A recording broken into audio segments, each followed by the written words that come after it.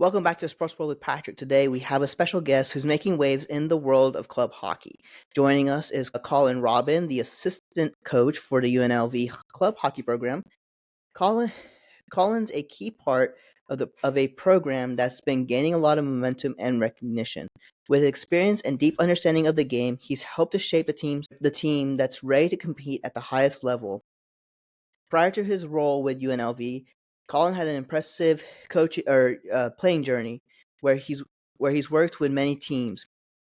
Today, we're going to dive into his coaching philosophy, what it takes to build a competitive program at the club level, and his thoughts on the future of the UNLV at UNLV.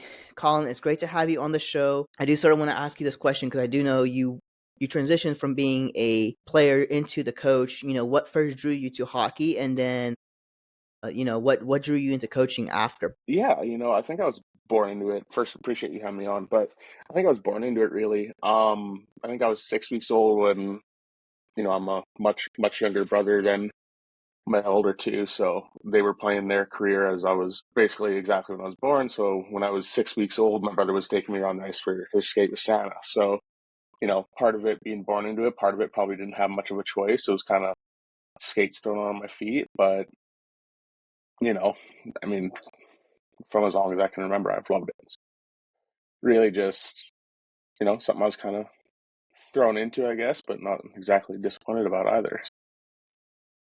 Colin, obviously, I mentioned you've been with the program now for a while as both as a player, and I know that you sort of were there when COVID happened. hmm And with you being there for a while, what first drew you to the UNLV program, and how has it really evolved since you joined? Yeah, and I think, obviously the relationship I had with both Coach Nick and Coach Anthony, as the recruiting process was going on, they were very, you know, down to earth people who worried more about you as a person than necessarily as a player. So, they were worried about what the right fit might be for me anywhere. Um, as my time with junior hockey ended and I was looking at, what my next step was, I had a couple different options, and none of them exactly had the same appeal or luster that Las Vegas did. So I was like, okay, well, you know, what's your worst case scenario? You go out, you try it for a year, and if you don't like it, you can make an adjustment from there. But, I fell in love with it, and, here I am 8 years later. I think right from when I came in, the groundwork was laid with the way they wanted to run the program. And, I think it takes a little bit of time for that to seep in, but, the roots are there now where there's a way that this program runs and there's a way that we do things that, may set us apart from other places, but then may compare us a lot more to different programs, like some of the higher end NCAA programs with the way we try and run things. So I think, the biggest thing is just the groundwork and the roots were there when I came in. And, it's easy to buy into a program that, is, it's right for me to say this, but is doing the right things to develop itself. So it's easy to buy into that and, be part of that culture when they're taking the right steps themselves. And obviously, UNLV, the club hockey, ever since they defeated the NCAA the defending NCAA national champions of Denver, has been really gaining the recognition in the hockey community. With the Vegas Golden Knights there, Vegas has really been a hotbed lately for Mhm. hockey. So what do you think sets apart, the program from other teams at the club level? First of all, I like the support we have. Our fan base is amazing. Vegas is a hockey town. I'm Northern BC born and raised, so I've grown up around the hockey crazed Northern Canada, right? So Vegas is just as much, a hockey city as anywhere else. The people here are crazy. They love it.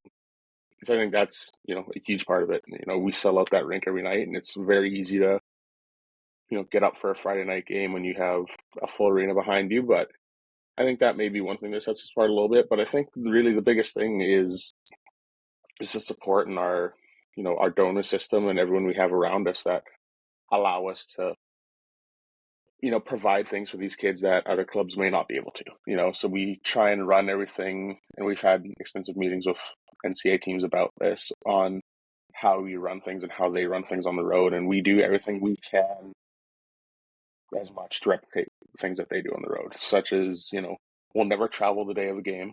We always travel at least the day before. We always try and skate on their rink, you know, at least once before, whether it's just a pregame skate or maybe a practice on a pregame skate type thing. Where we eat, what time we eat, when the kids are going to bed, when the kids have time for study sessions, different things like that. So we try and replicate everything the same way that the NCAA does, in the hopes that when they eventually come knocking, when the door opens, we're fully ready to jump right in. We don't need okay, give us a minute. We're ready to just go all in at that moment. And so I do also have this question because obviously UNLV, it's a very non-traditional market, Mm-hmm. or in a non-traditional market. I think the Vegas Golden Knights really made a successful impact in their first year there. They made it all the way to the Stanley Cup final and everything that they've done. And I've worked with a few programs there, and I've had coaches that I've played with, or not played with, but have worked with, in all honesty. And each assistant coach really has a different perspective on their main responsibilities. So as an assistant coach, what really are your main responsibilities, and how do you sort of collaborate with a head coach? Because I know with it being a club program, there's only really 2 days of practice that you have on the ice, and how do you sort of keep the team moving forward? Yeah, I think like I mentioned, I think we're very fortunate with the way we run things. We skate at least 3 times a week. They're in the gym at least, I believe, 3 times a week as well. So we, like I mentioned before, we kind of operate a little differently than some club teams where, some club teams, it's kind of just throw on a jersey that's university branded and you go from there, where we're everything we do, we're trying to win hockey games, we're trying to develop players, we're trying to move guys on. And at the end of the day, we're trying to help kids get degrees as well. So I think there's more of a fit on that side for us. But yeah, I think, my biggest responsibility, my biggest thing is, outside of the systematic and the schematic side of things, I think I want to be a voice for the players that isn't Anthony or Nick. I'm a little bit younger. I've been through it a little bit more recently than them. I understand a little bit more of, what they're going through when they have a midterm today, but, they play a top 5 team tomorrow and they're trying to study, but they're trying to be ready for the game and they're doing all these things. They have late night studying because they're worried about their grades and all these different things. So I try and kind of toe that line and understanding a little bit more of what they do on that side, just because, as I mentioned, I've been through it recently as well. So I think that's one of the biggest things for myself. But at the end of the day as well, I care just as much about these guys as anybody else.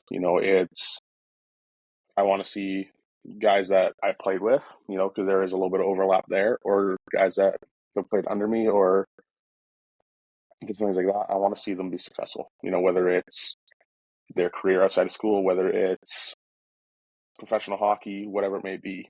I want to see them be successful. I want to see them be happy. I think that's kind of the biggest thing about myself, is that ties in a little bit of my philosophy, is what can I do for you today that's going to help you tomorrow, both in the rink, outside of the rink, as a person, anything like that.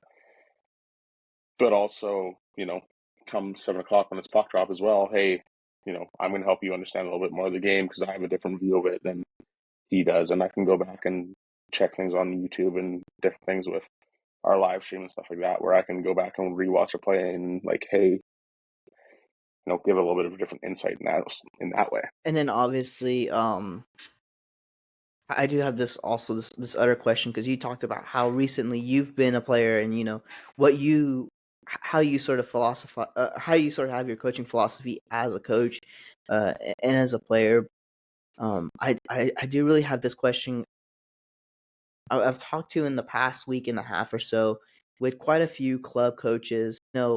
Obviously there's the big challenges that most of them face. I even had I don't know if you guys have scheduled them yet, but the University of Georgia's head coach, a club hockey head coach, John Camp, he talked about the challenges that he saw when he first joined uh the program there. And that's really the SEC football country area. So at a school like UNLV, what have you, where hockey really isn't a main sport? Obviously you mentioned that you guys sell out games every day, but what, besides that, like during the football season, or even like if there's a big basketball tournament being hosted in Las Vegas, have you guys, what are sort of the challenges you face there? Sure. I think, realistically, I think the biggest challenge we face is our location at the moment.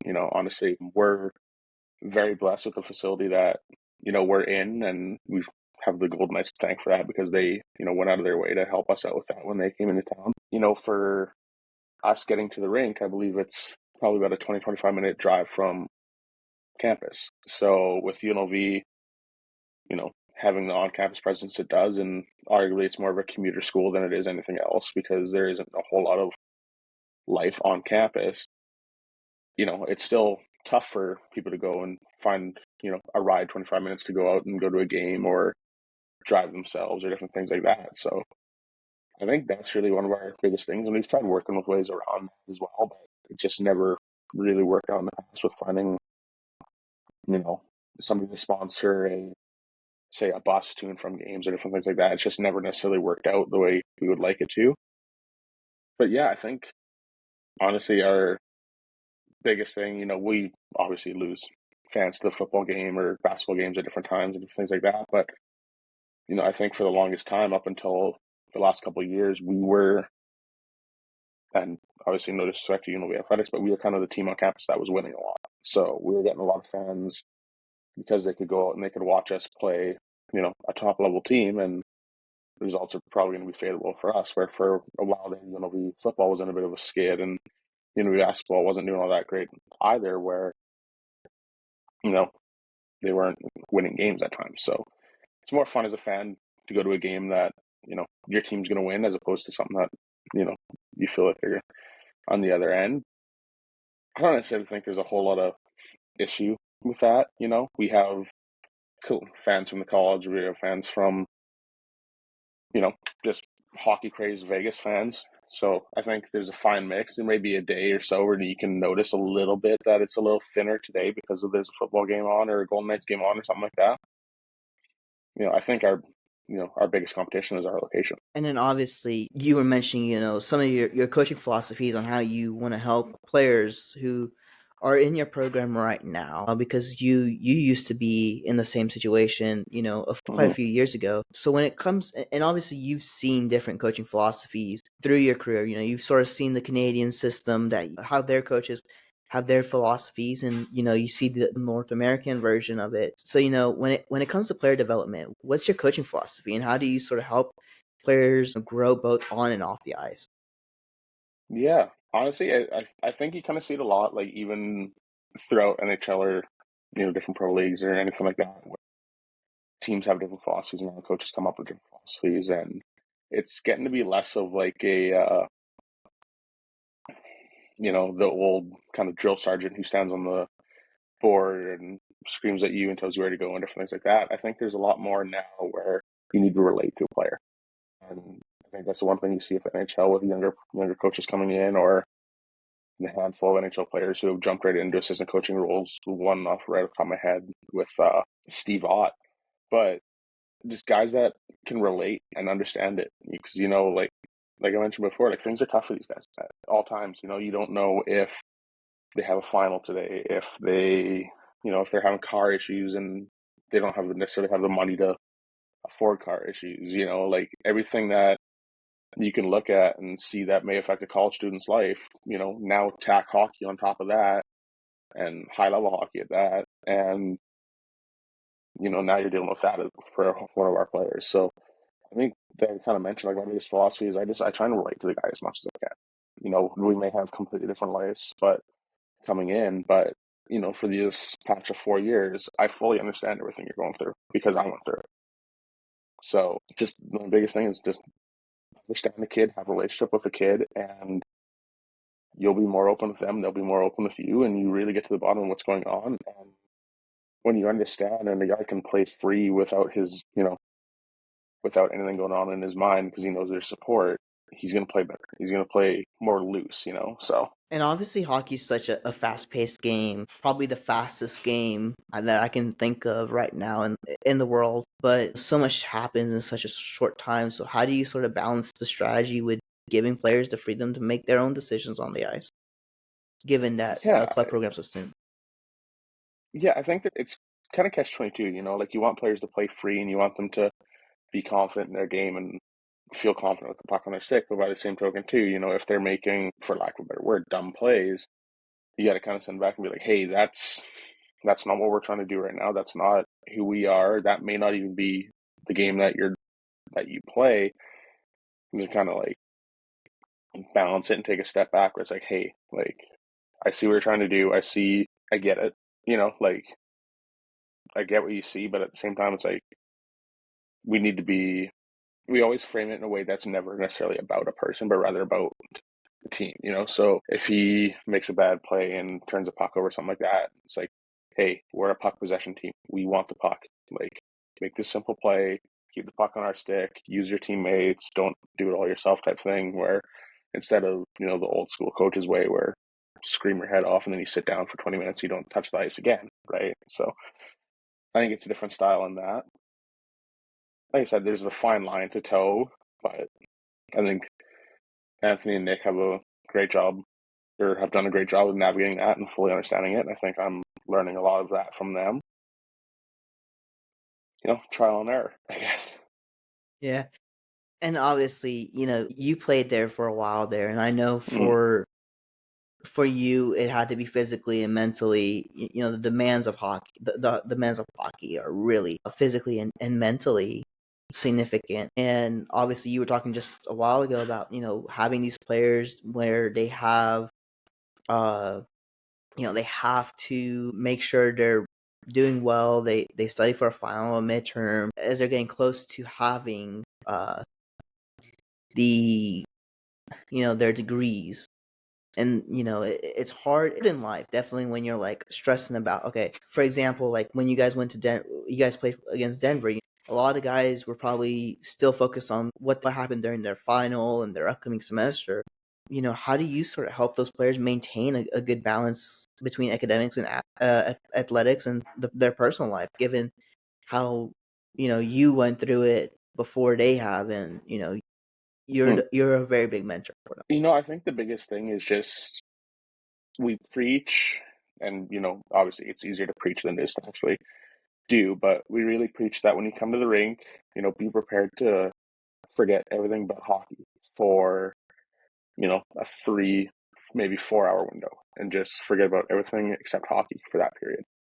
But then when it comes to being on the road or anything like that, you just allot time for these guys to take care of the things they need and have downtime built into the schedule, where if somebody has an assignment coming up, they have time to sit down and do it and things like that. But quite honestly, I got to give the players credit.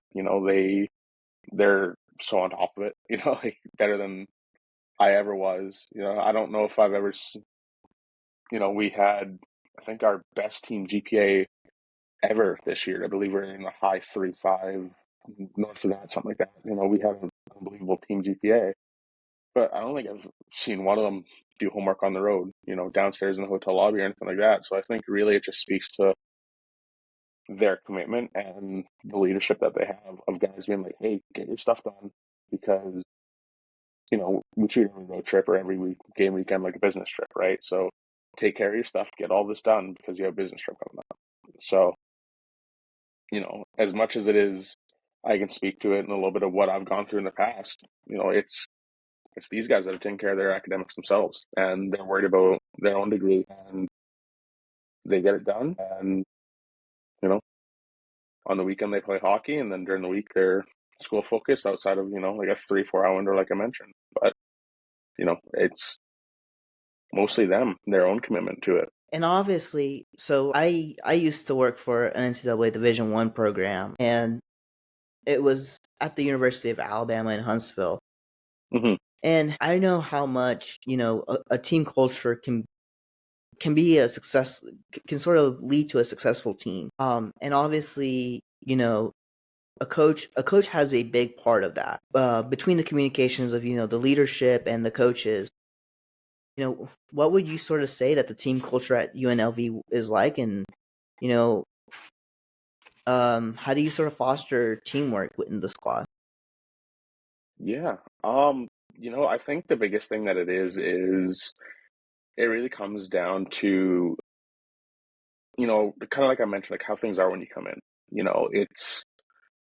It's easy to buy into a bigger picture when you know what it is right from the start, as opposed to, you look at it with NHL players going through a rebuild, right? superstar who's been on the program for so long. He signed somewhere to compete, and now all of a sudden this team has decided to go into a full rebuild. He's like, "Oh, I didn't sign up for this." So we really try and set the groundwork and the culture so that the first day as freshmen they walk in, they understand what they're getting into for the next 4 years. And if they're in, they're in. If you're out, you're out. So as soon as they walk in, we have everything laid out for them. We have our culture, we have our identity. They learn it from the start. They're expected to know it at any time. We never will, but if we have the standard that I can look at you on the corner on a Friday night and say, "Hey, what's our identity?" You're expected to know it. So I think that's really the biggest thing, is that they buy in from freshmen, and then by the time comes that they're sophomores, it's better ingrained in their heart, and juniors and seniors, and by the time they're senior, it's live and die by it. So really it's that, and then on the leadership a lot too, of we have a culture that we want, the culture we want. If we're straying from that, you're gonna it. So before you come to us and, "Hey, this isn't a good group, this isn't a good culture," it's on you and your leadership and your upper class to change it, because you don't want your senior year to be the year that, per se, the whole culture goes down the drain, or a team just isn't bought in and you don't have a great year because of it. So it is, partly on setting the tone, the expectations, but at the end of the day, it's a lot of the guys and the way that they handle themselves and carry themselves, and the way that they want this culture to be built. And obviously, you were just talking about the culture and how much that plays an important role, starting freshman year, um, to sort of tell players, "Hey, this is what our culture is going to be," and make sure that they know everybody from there on out when they join in the freshman year. They're still going to learn their culture, and obviously, you know, I know the experience of beating Denver was really good, and I know that had to be a really tough game to play in. Just because they might have been a little bit more physical than the teams that UNLV is normally used to playing, or even maybe they were just the crowd noise was really loud or something. But how do you sort of motivate the players when everything's sort of getting tough, or you're on a losing streak, or you're having challenges completing a practice session just correctly. You're there and you're like, "You know what, I don't think I can do this challenge because it's so hard to you know I can't get over this." And how do you sort of motivate them there?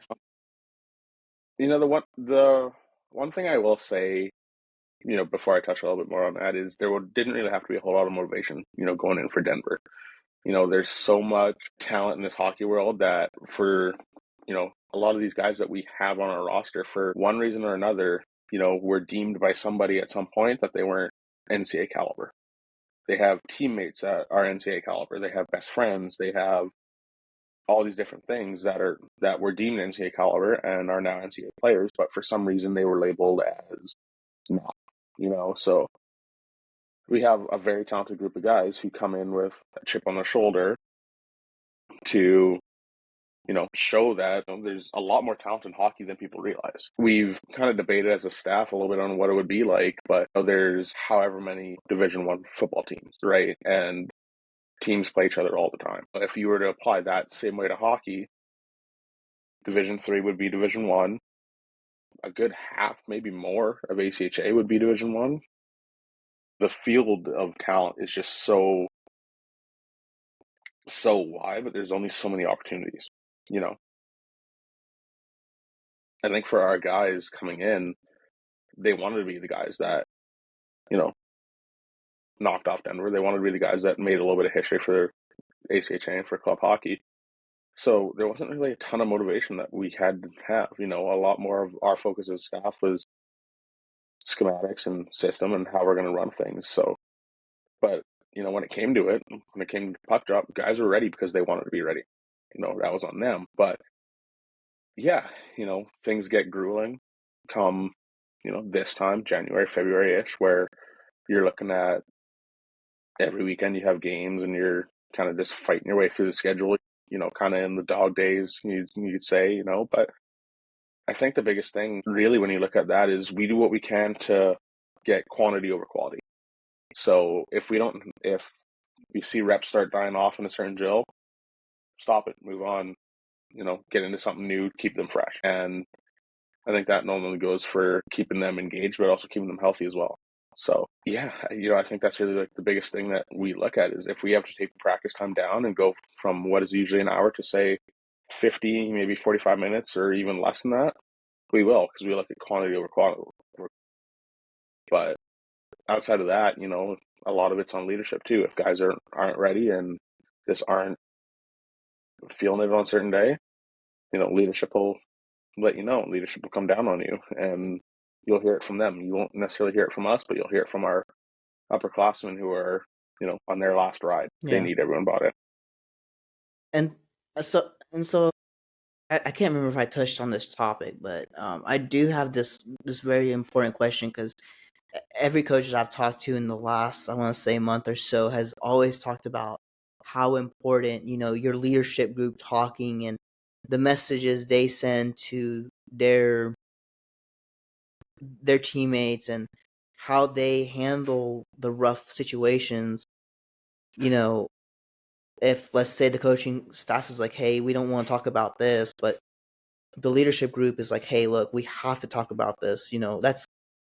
That's a really hard situation to be in, but how does that help sort of make teams very successful when you have a good communication between your coaches and your players and the leadership group in general? It's huge, right? Like you can get overwhelmed as coaches with everything that goes on in a room, right? With if so and so doesn't agree with so and so today, and they have they're button heads a little bit or whatever it may be, like all these different things. If a team came to you with every problem every day, like straight to the coaching staff instead of anybody else in the room that can help, your job wouldn't be coaching, you'd be essentially a therapist at that point, right? Which a good part of coaching is being a therapist, but at the same time, we have the system set up with our upperclassmen where and upperclassmen leadership, anybody a year older than you, where if freshmen, if they have an issue, they know they can go to the sophomores, the juniors, the seniors, they can go to anybody in that room for help, whether that be academically or just not feeling right, or they're just having something's going on at home and they're not feeling great. They can go there first and they can handle it there before it even gets to us. But with everything said as well, we have weekly meetings with our leadership group and with all our captains to really get the pulse on the team and to really understand what's going on in the room. And then from our side, how we feel, what we need reiterated to the room, and what we need to, really key in on this week. I think that's really like the biggest thing is, you know, like I mentioned, like these guys all have different things going on, everything in their life. Every kid's going to be different. Every kid has something different going on at a different time, everything. But they need to know that they have support one way or another, whether it's through leadership group, whether it's through us, whether it's through a random outside third party. You just need kids to feel supported and to feel like they have somewhere to go, I guess you could say. Sorry, I don't really know if I hit your question on the head or not there, but You're all good. But I also do have this question. Obviously, with club hockey, it's sort of a student because of its being student ran. You have to pay your dues, and mhm. sometimes that's what keeps players out of playing hockey. Obviously, is the high cost of hockey. If you can just sort of touch on that, and then also like, you've been through it where you've had to go, and you're like, okay, my like these coaches are judging me and they're gonna say, "Hey, yeah, you're good to come on the team," or "Oh, wait, you're not good enough to come on the team." And obviously, now as a coach, you sort of do that for players who are joining the team. What are some of the standout qualities that you sort of look for when you're recruiting players to come and play, and particularly during the tryout period? Yeah, touch like you mentioned with the cost of things, like that's the unfortunate position that we are in, and the gap that we're looking to close. Right, we want to be able to bring players in because we think they'll fit our program, not necessarily because they can afford to be part of our program or anything like that. So we do everything we can to help a kid out in any way possible. We have, we'll never, what's the best way to say it, I guess, is we'll never look away at a kid because of his financial situation. If he's a strong hockey player, we will exhaust different options. We'll see everything we can to possibly bring him in or anything like that. When it comes to recruiting, I think, being Las Vegas, we have to look at the person first. And it has to be a good kid, good character. He wants to be here for the right reasons, everything like that. Because, as I'm sure anybody who's ever vacationed in Las Vegas can attest to, things can turn quickly and Vegas can hurt you quick.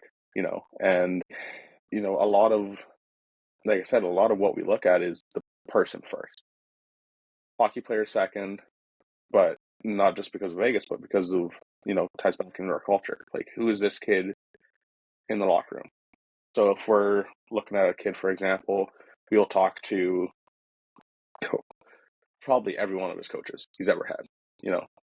Elite prospects you can go through, you can find their coaching staff, you can talk to anybody. We are very fortunate where coaches are really honest about the kid as well. And the same way I would be with anybody as well. A lot of what we look at is the character of a kid and then where where he's from, what his family dynamic is like.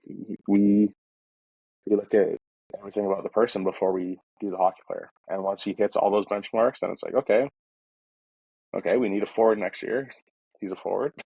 Good player. He's fast. He's all these different things. He fits. He would help our lineup. He would help us win games. Okay, good.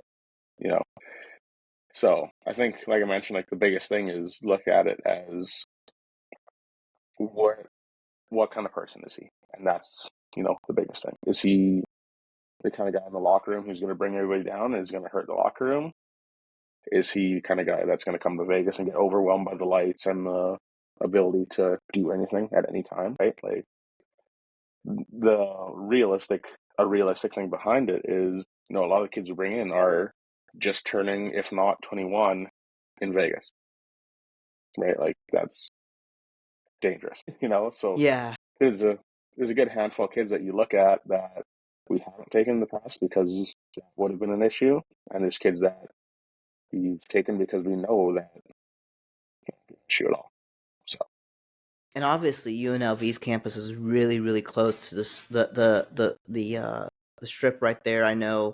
yeah, I have a few coworkers who are always like, "Yeah, UNLV's on the north side. It's not near the strip." And I'm like, "Are you sure?" And then they'll look at it and like, "Oh yeah, there. It's right by the strip area."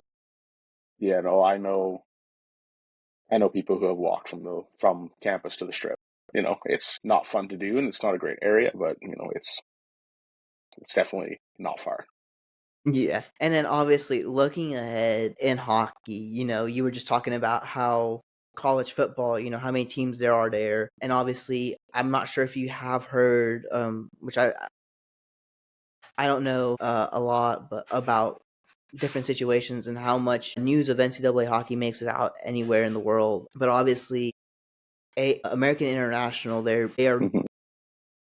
taking their NCAA Division One program down to a Division Two program, and I know there's a big push right now to sort of grow NCAA Division One.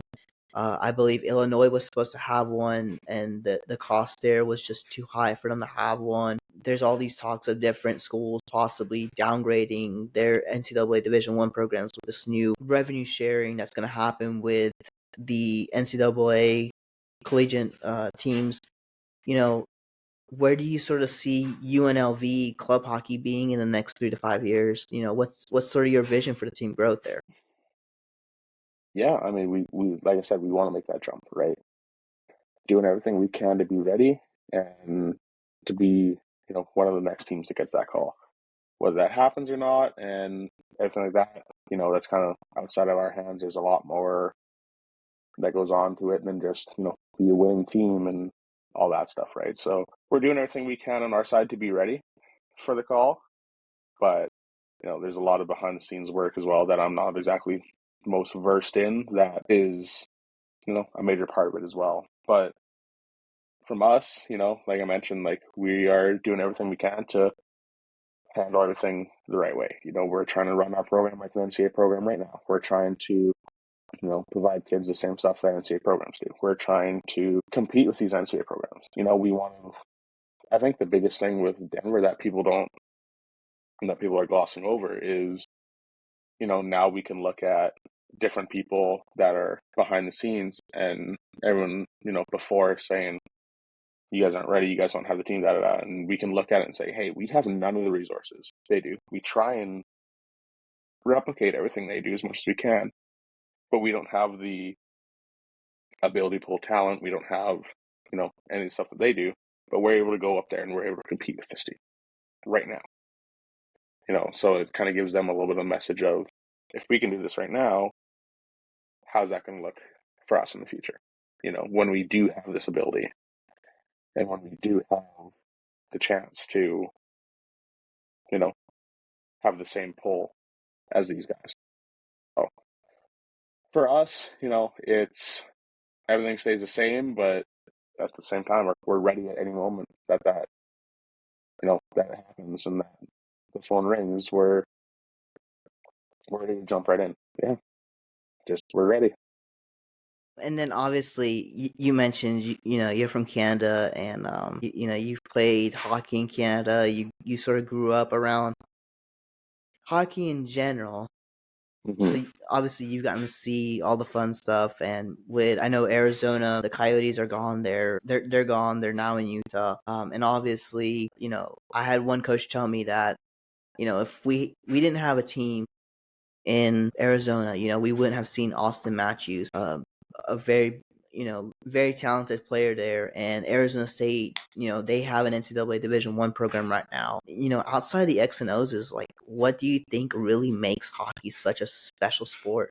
And why should more people get involved in the sport? Whether it's at the club or even the collegiate level. I think obviously there are outliers to this and different things like that, but I think the one major draw with everything is you have a very hard time finding a hockey player that you can't sit down and have a conversation with. Like they never seem to be, too big for their britches or anything like that and everything like that. But outside of all of that, I think just the atmosphere, for anybody that is torn on hockey and if they like it or not, I recommend you go to a hockey game. Sit down for 2.5, 3 hours, give it its time of day, and just watch. I remember, he's became quite a personality on X or Twitter, I guess, whichever one you want to address it by.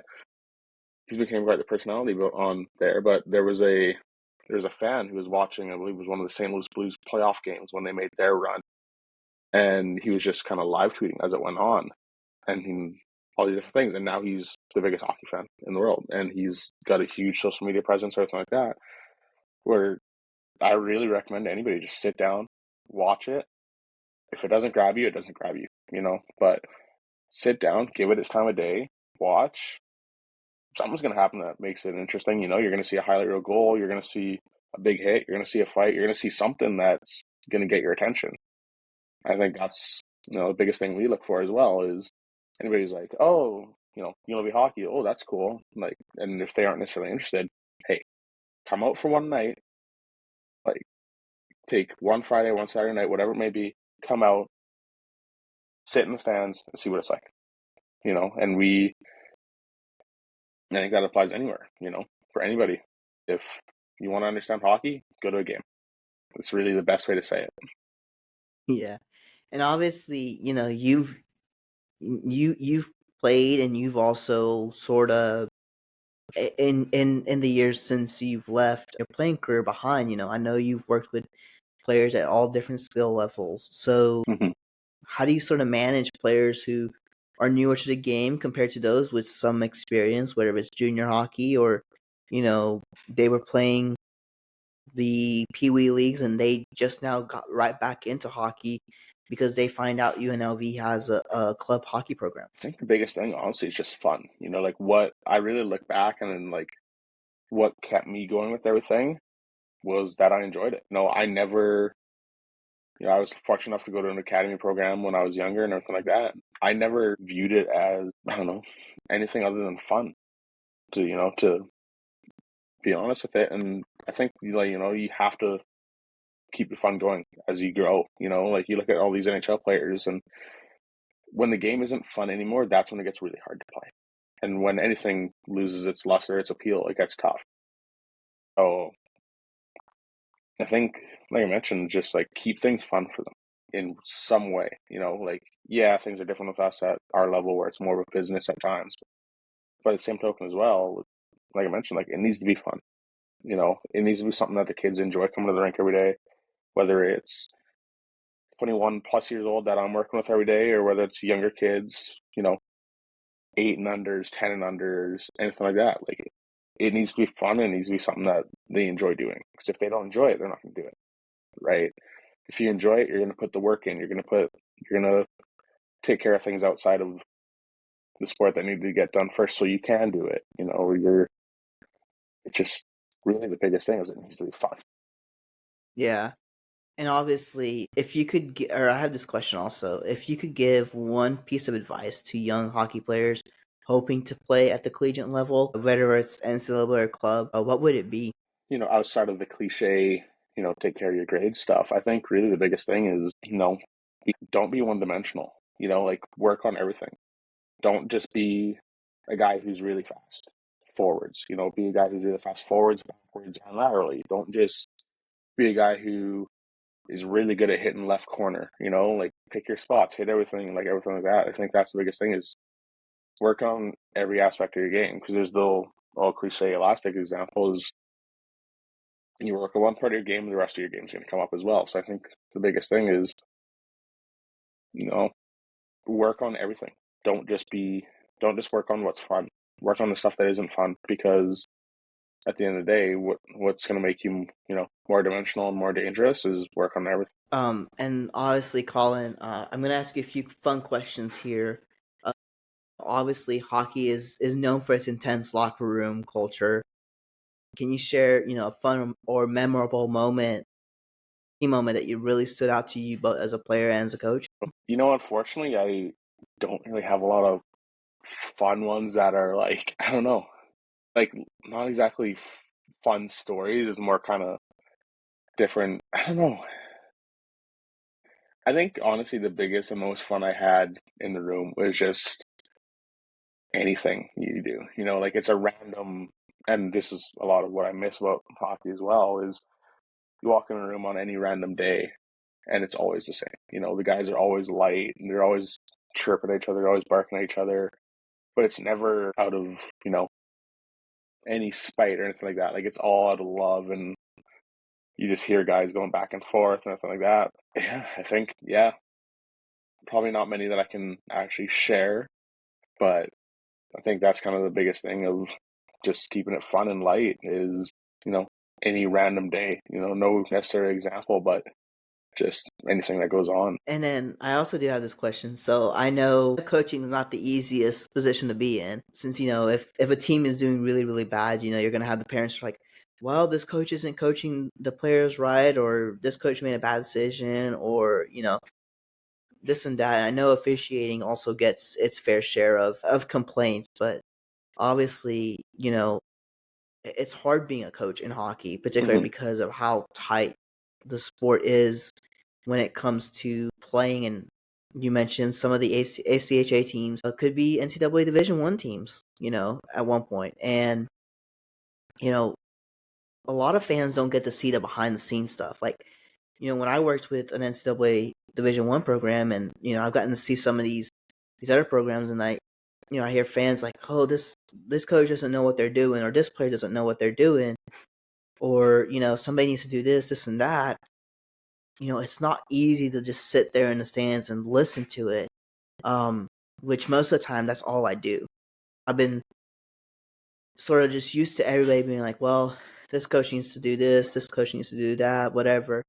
But what's really something most people don't might not know about coaching at the club level, or even like what's sort of part of your job that fans don't really get to see. I think the biggest thing we notice as a staff is a lot of people don't necessarily understand the time that actually goes into it. They think it's just show up to the rink with enough time to change your tracksuit and put your skates on and go out there and lead a practice. But like, you're a lot of people don't realize you have a lot of things during the week that you're trying to hit and that are going to prepare you for the weekend and everything like that. So I think a lot of people don't realize really the time that all these club coaches are putting in, coaches in general, but, at the club level, especially where, these top programs like ourselves are treating it like NCAA programs and they're preparing everything like NCAA programs. And it takes a lot to do. We started our prep for Utah this coming weekend I started it yesterday. So, we're 6 days out from playing them and we're already preparing for them, so it doesn't necessarily stop. It's continuous grind and a lot of time that goes into it. But at the end of the day too, if my job is watching hockey, it's not a bad job. Yeah. Yeah, and then I do have two questions before I do let you leave.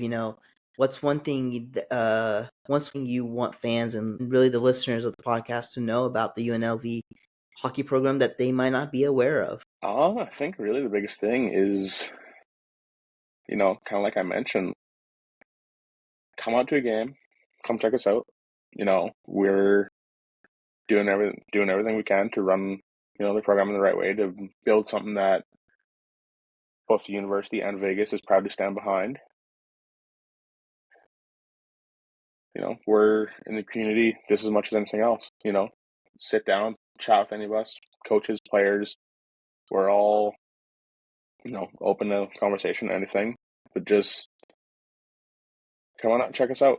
A lot of people can look at it from the outside and say different things about the program and different things about, club hockey in Vegas and everything like that. But, if that's your opinion and that's the way you see it, come check us out. We'll change your mind pretty quickly about that. And then finally, my very last question, for people who sort of want to follow the team's journey and support the program moving forward, what's one thing that they can do for the team? Honestly, support us on our socials. Our social media team does an amazing job with everything they do. They'll keep you updated on everything us. They're funny videos every now and then, but most importantly, they'll have you updated on all our games, how everything looks for us, and any news around the program. Yeah, if people are so inclined, check us out on social media. Colin, this has been really an incredible conversation. It's clear that what you're doing is amazing work with the UNLV club hockey, and it's exciting to see where the program is headed. And I'm sorry, I do have one more question before I Go do right let you ahead. go. What's one piece of advice you would give aspiring players and coaches out there who are looking to make an impact in the hockey world, especially at the club? I think kind of the biggest thing is, and it was definitely this way when I came in and kind of got laughed at a little bit, but you look at it now after, going viral and being in an NCAA program. But if you want to take something seriously, take it seriously. Everything in your life, and whether this is sports or hockey or applies to anything, if you have the passion for it and you want to take it seriously and you want to get something somewhere, go for it.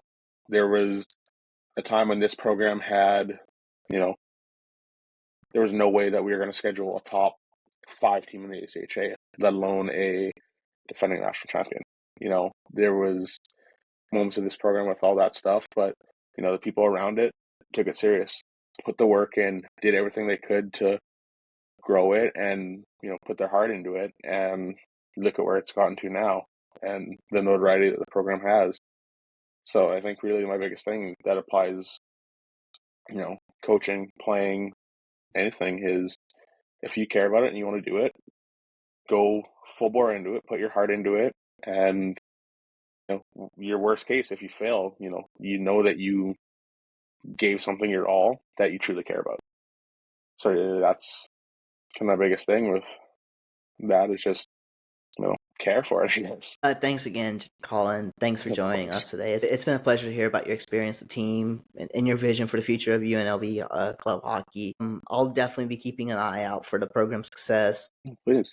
And for all our listeners, don't forget to check out the UNLV club hockey program and show your support. Colin, best of luck with the rest of the season and everything ahead. And for our listeners, as always, thank you for tuning into Sports World with Patrik. We'll be back with more stories from the world of sports. Stay tuned and take care.